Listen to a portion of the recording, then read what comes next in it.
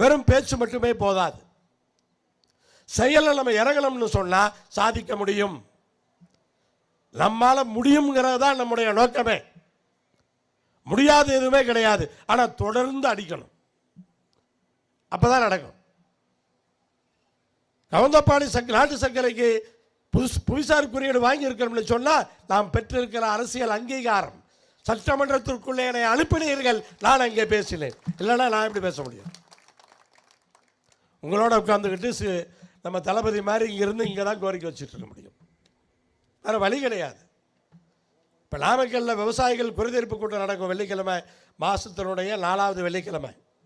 அந்த விவசாயிகள் குறைதீர்ப்பு கூட்டத்துக்கு நான் போனேன்னா நான் மேடையில் உட்கார மாட்டேன், கீழே விவசாயிகளோடு தான் உட்கார்ந்துருப்பேன். யூடியூப்பில் பார்த்தவங்க பார்த்துருப்பீங்க. அங்கிருந்து விவசாயிகளுக்காக கலெக்டர்கிட்ட கேள்வி கேட்பேன். நான் போய் உட்கார்ந்து, ஏன்னா நான் எவ்வளோ நேரம் வேணாலும் பேசலாம். பல விவசாயிகளுக்கு அங்கே பேசுவதற்கு வாய்ப்பு கிடைக்காது.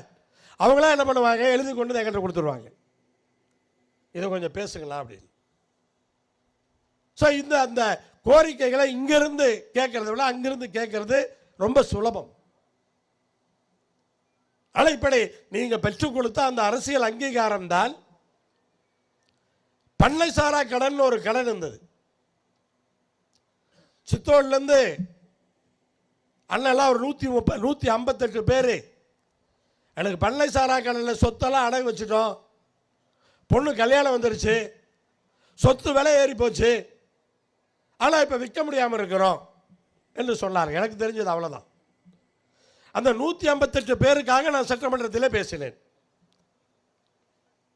பண்ணைசாரா கடனுக்கு ஒரு தீர்வு வேண்டும், எனக்கு ஒன் டைம் செட்டில்மெண்ட் மாதிரி பண்ணைசாரா கடனுக்கு செட்டில்மெண்ட் வேண்டும் என்று கேட்டேன். முதலமைச்சர் அவர்கள் அமைச்சரை அழைத்து பரிசீலிக்க சொன்னார். அந்த கூட்டத்தொடர் முடிவதற்கு முன்பாக